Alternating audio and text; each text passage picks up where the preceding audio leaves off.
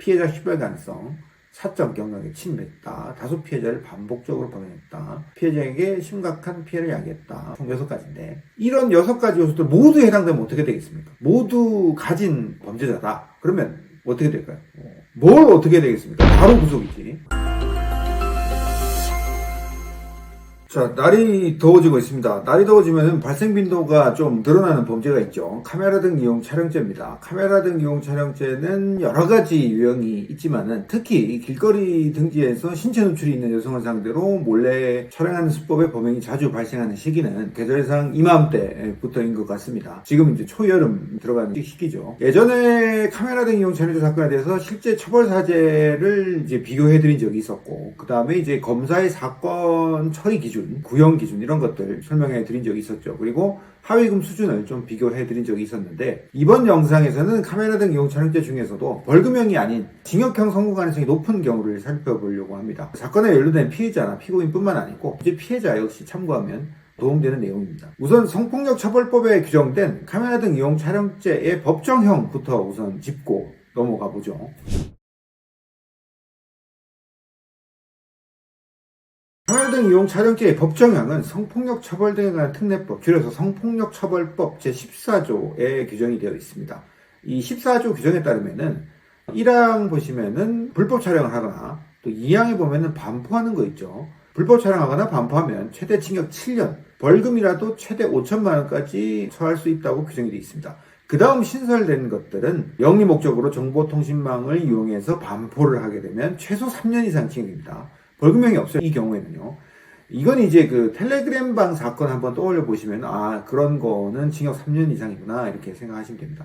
그리고 이제 불법 촬영물을 다운받는 경우가 많은데, 이 사항에 보면은 소지하거나 구입하거나 저장하거나 시청만 해도 최대 징역 3년, 최대 벌금 3천만 원입니다. 오늘 이제 주목해야 될 부분은 바로 이제 그 14조 5항 부분인데, 이런 죄들은 상습적으로 범행한 경우라면 2분의 1을 가중한다고 돼 있어요. 50% 가중한다고 보면 되는 거죠. 징역 2년 나올 거 3년 나온다는 거예요. 대체로 이 법정형 자체가 상당히 높은 거를 알 수가 있습니다. 성폭력 처벌법 시행 이후에 점진적으로 처벌 수준이 강화되어 왔다는 점도 좀 유념할 필요가 있겠죠. 오래된 예전 과거 사례에 기반해서만 살펴보면 안 되는 거예요. 예전 다른 영상에서 검사의 카메라 사건 처리 기준에 대해서 알려드린 적이 있었는데, 검사는 일단 카메라 사건을 어떻게 처리하는지 다시 한번 리뷰해 보겠습니다. 검사의 사건 처리 기준에서 성적 수치범 유발의 정도를 분류를 하고 중한 경우, 경한 경우 뭐 이렇게 나눠져 있죠. 일단 검사는 카메라 사건을 딱 자기가 접수를 받게 되면 촬영된 신체 부위가 성적 수치범 유발의 정도가 중한 경우인지 경한 경우인지 분류를 한다고 했어요, 먼저. 그런 다음에 이제 중한 경우라면은 구속을 적극 검토, 경한 경우라도 범죄 행위 태양 및 가중 감경 요소를 다양하게 고려를 해서 구속을 검토를 하게 됩니다. 이때 구속을 적극 검토한다는 뜻은 구속영장 청구 가능성이 높다는 뜻으로 이해를 하면 됩니다.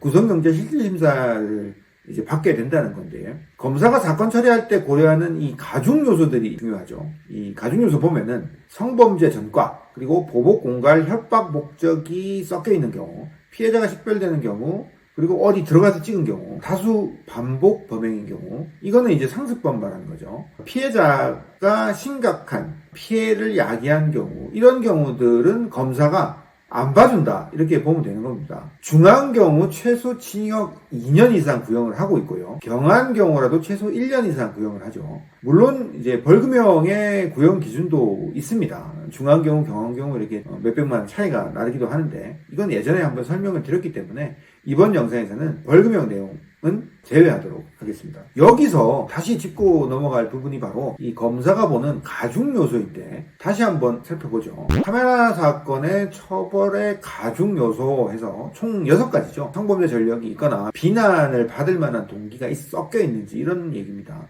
보복 공갈 협박 목적으로 이 촬영을 했다거나 유포를 했거나 뭐 이런 것들 말하는 거죠. 피해자 식별 가능성, 사적 경락에 침입했다, 다수 피해자를 반복적으로 범행했다, 피해자에게 심각한 피해를 야기했다, 뭐 이런 것들 총 6가지인데, 이런 6가지 요소들 모두 해당되면 어떻게 되겠습니까? 모두 가진 범죄자다. 그러면 어떻게 될까요? 뭘 어떻게 되겠습니까? 바로 구속이지. 구속영장 실질심사 받게 되고 구속영장 발부되어서 구속부터 된다는 얘기예요. 이런 경우에는 어떻게 막을 방법이 없다고 보시면 됩니다. 이걸 다시 보는 이유는 결국 검사가 보는 가중 요소가 그대로 나중에 재판에서도 이어진다는 이야기를 드리기 위해서입니다. 이 재판에서도 판사님이 보는 가중에 있어서의 어떤 가중 요소가 결국은 검사가 사건 처리하는 기준에 있어서 가중 요소하고 같다는 얘기로 보시면 되죠. 그럼 아까 6가지 있으면 뭐 바로 구속이고 막을 방법 없다 그랬는데 그럼 5가지 있으면요? 4가지는요? 3가지는요? 뭐 이런 의문들 있을 텐데 이 앞서 이제 나열했던 이런 가중 요소들 6가지 중에서 적어도 2가지 이상 해당이 되면은 일단 구속영장 청구될 가능성이 높습니다. 실제 영장이 발부가 될지 여부는 법원의 판단의 여지가 남기는 하죠. 6가지 모두 해당되는 경우에 비해서 그렇다는 겁니다. 이런 요소가 있다면은 정말 몰카 찍고 감옥 갈 수도 있다는 거예요. 실형 선고 가능성이 높아진다는 겁니다. 여기에서 이제 제가 팁 하나 드리자면 일단 몰카 찍다가 적발 딱 됐어요. 그러고 이제 일단 인적사항 확인하고 연락 갈 거다 이러고 이제 집에 보내주는데 그런 경우가 대부분이죠. 그런 상태에서 갑자기 이제 며칠 있다가 갑자기 집이나 직장으로 경찰들이 부숙 찾아와가지고 들이닥쳐서 휴대전화나 컴퓨터 이런 거 싹 뒤져가고 가져가는 그런 경우 분명히 있습니다. 압수수색 영장 집행이라고 하는데 압수수색 영장 집행은 어떤 때 열는지 이렇게 살펴보면 카메라 사건 압수수색 나오는 경우 해서 5가지 경우로 제가 좀 정리를 해봤습니다. 일단은 현행범으로 체포돼갖고 이제 인적사항 확인해갖고 돌려보냈어요. 그럼 그 인적사항을 가지고 경찰이 한번 전산 조회를 한번 해보는 거죠. 조회를 딱 해봤더니 동종전력이 있다거나 그 다음에 현장에서 촬영하고 적발됐는데 바로 거기서 이탈하고 도주한 이런 경우 그리고 이제 현행범 체포 딱 했는데 찍었냐 물어보니까 안 찍었다 발뺌하는 경우 혐의 부인하는 경우죠. 그리고 이제 휴대전화 제출해달라 이렇게 하니까 이미 제출 거부하고 휴대전화 비밀번호 안 풀어주고 이러는 경우 증거인멸한 경우 이런 것도 이제 좀 대표적이라고 볼 수가 있는데 이런 행동들을 했다면은 불시에 집이나 직장에 압수수색을 하러 경찰이 불쑥 찾아올 가능성이 높아집니다.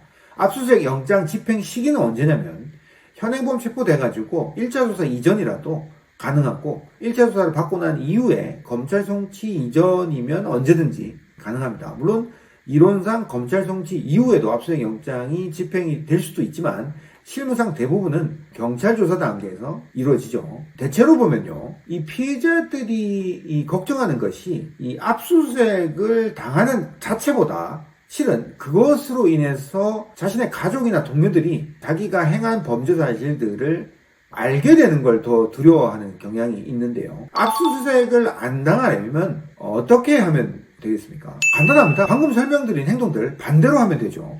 현장에서 순순히 인정하고 그리고 임의 제출하고 왔으면은 이제 압수수색 안 나오고 그런다고 보면 되는 거예요. 자백하는데 굳이 경찰들이 번거롭게 압수수색 영장 신청해가지고 그걸 집행해서 뭐 팀 먼저 싹 모아가지고 자백한 사람 집에 찾아가고 직장에 찾아가고 그러지 않는다는 거예요. 번거롭게. 또 만약에 혐의를 이제 부인해버리고 왔다고 해도 인정하겠다고 하고 경찰서에 찾아가면 되고 전화해서 또 임의제출 거부하고 왔는데 양심의 가책 느끼고 아 이거 잘못됐다 싶으시면 압수수색 영장 나올 수도 있잖아요. 그러면은 먼저 전화해서 경찰한테 제출하러 가겠다.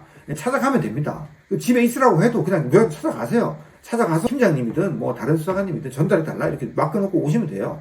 이 집에 있는 하드디스크, USB 이런 것도 싹 다 들고 찾아가서 임의 제출하겠다고 하면은 경찰이 압수수색을 고려하다가도 필요 없어지니까 안 나올 수 있게 되는 거죠. 물론 이런 식의 대처들이요. 실제 이러한 액션을 취할지 내지는 취한다면 언제 취할지 이런 것들은 사실 변호사하고 좀 상의를 해갖고 좀 신중히 판단해야 될 문제이긴 합니다만 급하다면은 일단 압수수색 나오면 안 된다 이렇게 생각을 하시고 계시다면은 혼자라도 늦지 않게 이렇게 빨리 좀 대처를 하시는 게 좋겠죠. 사실 피해자 입장에서 보면 이게 말이 쉽지 혼자 이런 생각을 해내는 것이 사실상 불가능에 가깝긴 합니다. 그래도 이제 지금 이 영상을 보고 깨달은 게 있다면은 만약에 본인이 임의제출 거부하고 현장 이탈 도주하고 그랬다면은 먼저 연락해서 제출하러 가겠다, 자백하러 가겠다 이렇게 얘기하시는 게 오히려 더 나을 겁니다. 왜냐면 요즘 세상 워낙 CCTV가 많기 때문에 본인이 도주한 경로 같은 것들은 충분히 추적이 돼요. 그리고 뭐 대중교통 타고 집에 갔다 와서 치면은 대중교통 타는 거 딱 잡으면은 어떤 버스 몇 시에 탔다 그러면 그 버스에 찍힌 교통카드 이력 이런 것들 확인해 갖고 결국 본인 찾는 건 한 달 이내면 끝나거든요. 한 달 동안 뭐 할 겁니까? 뭐 언제 올라가나 노심초사 기다릴 겁니까? 그렇게 해갖고 집에 찾아와가지고 체포하거나 이렇게 되는 게 더 본인한테도 충격적일 거고 주변 그 지켜보는 가족들도 더 정신의 충격을 상당히 받겠죠. 자, 이렇게 압수수색 영장이 집행이 될 정도라면은 어떤 의미겠습니까? 범행 이후 행동들이 좋게 평가받지는 못한다는 뜻이잖아요. 경찰 입장에서 보면은 이놈 이거 상습적인 범행을 일삼았을 가능성이 높은데? 라고 생각이 들기 마련이겠죠. 그러니까 이제 도망을 가지. 그러니까 인멸을 하지. 이런 식이라는 겁니다. 실제로도요, 이 상습범들이 이런 식으로 행동하는 경우가 굉장히 많습니다. 그런데 이렇게 행동하면 과연 범행을 숨길 수 있을지에 대해서 제 경험에 비춰서 조언을 해드리면 그렇게 숨긴다고 숨겨질 가능성은 굉장히 희박하다고 생각을 하고요. 오히려 이런 초기에 잘못된 행동들 때문에 나중에 처벌 수준이 상향되는 결과를 초래하는 경우가 더 많았던 것 같습니다. 어떤 사람들은 적극적으로 증거인멸을 권유하는 경우도 있는 것 같은데요. 상당히 위험한 조언입니다. 피해자 입장에서는 겁이 너무 나니까 그런 조언을 아무 생각 없이 수용해서 덜컥 행동하는 경우도 많이 보이는 것 같은데, 결국 이렇게 초기에 잘못된 행동들은 수사 과정에서 드러나기 마련이고, 경찰들은 이런 행동들을 역시 기록에 남겨둡니다. 일부러 그러는 거죠. 뭐 수사 보고서 이렇게 해가지고 이런 기록들이 이렇게 착 누적이 되어가지고 결국 나중에 판사님이 다 보게 되고, 이 역시 향후의 실형 선고 가능성을 높여버리는 결과를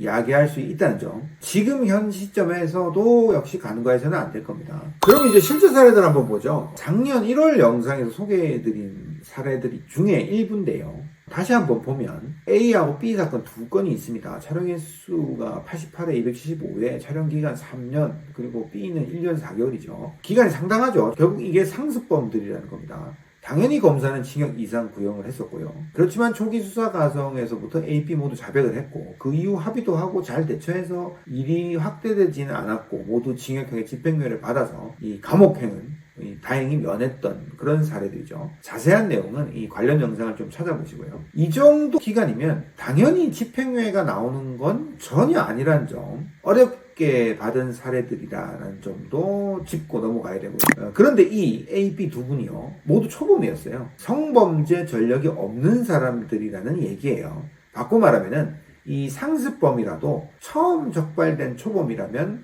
선처받을 가능성이 분명 존재한다는 의미로 해석해 볼 수도 있겠습니다. 그럼 재범인 경우에는 어떻게 되나 봐야겠죠. 실제 A의 처벌 수준을 보겠습니다. 재범 A의 실제 처벌 수준에서 시간 순서대로 1, 2, 3, 4, 5, 6 연번 이렇게 쭉 나와 있죠. 제명은 전부 카메라 등용 촬영죄입니다. 이게 무슨 의미냐면은 A의 실제 처벌 수준에서 연번이 1, 2, 3, 4, 5, 6 이렇게 되어 있는 거는 결국 A 한 명이 첫 번째, 두 번째, 세 번째, 네 번째, 다섯 번째, 여섯 번째 계속 시간 순서대로 계속 똑같은 카메라 촬영을 하게 되면 최종 처벌 수준이 어떤 식으로 어떻게 바뀌고 증가되는지 살펴볼 거란 얘기입니다. 이게 결국 한 사람 거예요. 연번이 6번 되니까 6번째 카메라 등 촬영죄가 이제 마지막 최종 현 시점에서 가장 가까운 범행이었다라는 것이고, 총 5번의 전과가 있는 상태에서 이 마지막 6번째 범행을 했다는 거죠.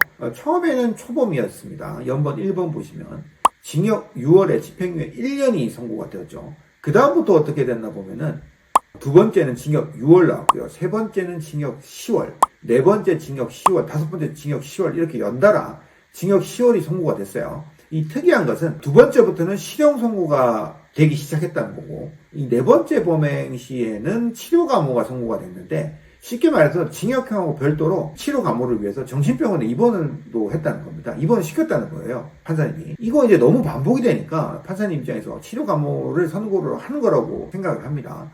치료 좀 하라고, 그런 뜻이죠. 그런 뒤에도 이제 안타깝지만은 5번째, 6번째 재차 범행이 되었고요. 마지막 6번째는 보면 징역 2년이 선고되어가지고 1, 2, 3, 4, 5, 6 연번 중에 가장 많은 실형이 선고가 되었죠. 자, 어떤가요? 시간이 갈수록 점차 처벌 수준이 늘어나는 것이 눈에 확연히 이제 들어오는 거를 알 수가 있습니다. 문제는 이제 6번째 사건은 비교적 최근이지만은 그 이전 사건들 있잖아요. 1, 2, 3, 4, 5 이렇게 이 범행들이 이루어진 시점은 현재로부터 꽤 오래된 시점이어가지고 처벌 수준이 현재에 비교해서 높게 나오지 않고 달징역에 그쳤다는 걸 알 수가 있어요. 이 달징역이라는 얘기는 일종의 은어인데요. 1년 미만의 징역형을 일컫는 표현입니다. 현재 시점 기준으로는 이렇게 달징역이 쉽게 나오지는 않아요. 만약에 지금 기준으로 1, 2, 3, 4, 5, 6을 본다면 처벌 수준이 6월, 10월 이럴 게 아니고 1년 6개월 뭐 이런 식으로 바뀔 거예요. 처분 수준이 높아졌죠. 우리가 이제 살펴보지 않았습니까? 검사는 중한 경우 초범이라도 징역 2년 이상 구형한다고 설명을 이제 분명히 드렸습니다. 지금 현재 기준으로는요. 결국 우리가 여기서 알 수 있는 부분은 재범은 실형 선고 가능성이 매우 높다는 점입니다. 물론 재범인 경우라도 누범이나 집행유예 기간 중 범행이 아니라면 이 집행유예 선고에 결격 사유는 없으니까 집행유예가 불가능한 것은 아닙니다. 이론상으로는요. 그 이전 전과가 벌금형이 아닌 집행유예를 포함해서 징역형이요. 그런 경우였다면 재범 사건에서 징역형 선고 가능성이 높은 것은 어쩔 수 없는 사실입니다. 과거 징역형의 전력이 있는 피고인이라면 최소한의 형량을 선고받는 방향으로 대처하는 것이 오히려 현명하겠죠. 뭐 근거 없이 집행유예가 나온다 이렇게 긍정적으로 생각할 문제가 아니라는 얘기입니다. 다음으로는 재범이라도 집행유예가 선고된 경우는 없는지 실제 재범 B의 사례를 통해서 같이 한번 보시죠. 재범 B의 실제 처분 수준에서 똑같이 정리를 해봤습니다. 역시 재범 B의 경우에도 시간 순서대로 정리가 되어 있어요. 첫 번째 범행으로는 기소유예 처분을 받았었네요. 전과 사실은 아니지만 성범죄 전력으로 분명히 이제 평가가 됩니다. 두 번째는 이제 안 봐주죠. 벌금형 받았고요. 두 번의 범행들로 인한 처벌 수준이 높지 않죠. 그 이유는 피고인이 수사 재판 과정에서 잘 대처를 했었고 정상 참작을 할 만한 사유가 많았던 이유일 겁니다. 아까 A하고 좀 비교가 되죠.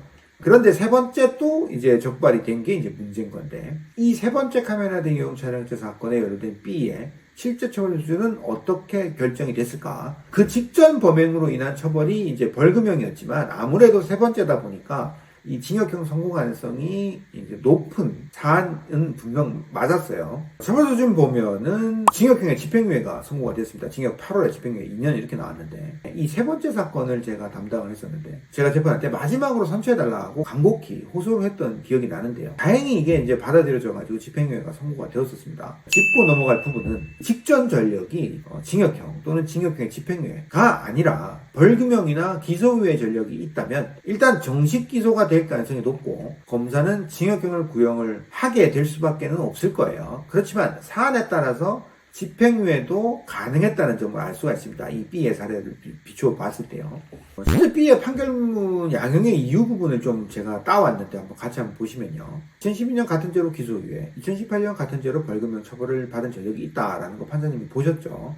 그리고 이제 유리한 정상으로 해서 자백하고 있고 별도로 저장을 했다거나 유포를 하지는 않은 걸로 보인다라는 것을 유리한 정상으로 들고 있어요. 결국은 동종 전력이 있더라도 조금은 재판부의 판단의 여지가 존재한다는 거죠. 피고인 입장에서는 일종의 소선한 구멍이 조금은 열려있다 이렇게 보시는 거죠. 그러니까 이제 잘 대처해야 한다는 뜻으로 해석하면 됩니다. 물론 아까 현장 체포 당했을 때 도주하고 인멸하고 그러면 안 되겠죠. 재범이라고 오히려 재범이라고 해가지고 그러면은 더 그게 안 좋게 평가가 된다고 분명히 말씀을 드렸습니다. 마지막으로 몰래카메라, 카메라 등 이용 촬영죄 사건 이런 경우 까딱하면 감옥 간다. 이번 영상 최종 정리 한번 하고 마치겠습니다. 카메라 등 이용 촬영죄 실형 선고 가능성 높은 경우에서 일단 수사상 가중 요소가 있는 경우요. 이거는 이제 구속영장 발부 가능성하고 거의 일치합니다. 성범죄 전력이 있거나 특히 징역형의 집행유예, 징역형 이런 선고 이력이 있는 경우는 실형 선고 가능성이 굉장히 높습니다. 그리고 비난 동기, 보복, 공갈, 협박 목적 이런 목적으로 촬영을 했거나 유포를 하거나 뭐 이런 경우 실형 가능성 높죠. 피해자 식별 가능성 알아볼 수 있는지 여부, 사적 영역에 침해한 거, 집이라든지 화장실, 그리고 다수 피해자 반복 뭐 이런 요소들 가중 요소가 있으면 실형 선고 가능성 높습니다. 추가적으로 수사 절차에 협조하지 아니한 이런 경우요. 결국 이거는 압수수색 영장 집행 가능성하고 일치하는데 현장 이탈 도주한 경우, 현행범 체포 시 혐의 부인한 경우, 촬영기기를 임의 제출하지 않거나 비번을 제공하지 않은 경우, 현행범 체포 시에 증거인멸, 훼손, 삭제 이렇게 한 경우 말하는 거예요. 이런 경우들 모두 실형 선고 가능성 높이는 그런 행동들입니다. 범죄 행위 태양 측면은 볼까요? 촬영 후 단순 소지 이외에 영리 목적으로 반포, 판매, 임대, 제공을 하는 것들을 병행한 경우 그 다음에 화장실에 침입했거나 주거에 침입한 후에 범행한 경우 아까 얘기했던 거랑 비슷하죠. 성관계, 용변 등 신체 노출이 중한 경우 이런 것들 찍은 경우를 말하는 겁니다. 그리고 이제 피해자하고 합의가 안 된 경우 내지는 피해자가 엄벌을 탄원을 하고 있는 그런 경우 실형 가능성 높아요. 특수한 촬영 장비나 기법을 사용해가지고 범행에 이른 경우도 역시 실형 가능성이 높습니다. 마지막으로 재범 가능성이 높은 경우 충동조절 같은 이런 정신적인 병력이 있다거나 가족관계, 직업관계, 사회관계 이런 것들이 분명하지 아니한 그런 경우는 어떤 주변에서 이 피의자, 피고인을 주변 인물들로 인해서 이 사람이 선도될 가능성이 좀 낮다고 이렇게 평가를 할 수가 있기 때문에 재범 가능성이 높다 이렇게 이제 여겨지고 그런 경우는 실형 가능성이 높다 이런 의미로 받아들이시면 되겠습니다. 자, 여기까지 이제 정리를 다 해봤습니다. 카메라 사건의 피해자라면은 자신이 어떠한 상황에서 피해를 당했는지 한번 영상을 통해서 쭉 한번 살펴보시고 향후에 이 가해자의 처벌을 한번 가늠해 보실 수 있으리라 이렇게 생각이 되고요. 이 피해자나 피고인이라면은 역시 자신이 가중처벌 요소에 얼마나 해당되는지 한번 살펴보고 향후 처벌 수준을 예상해서 그에 맞게 적절히 대처할 필요가 있겠고요. 만약 부적절하게 대처했다고 판단이 되면 지금이라도 바로잡고 싶다면은 교정할 수는 없는지까지 후속적으로 조치할 사안들에 대해서 좀 알아보아야 과도한 형사처벌을 피할 수 있을 겁니다. 여기까지 하겠습니다.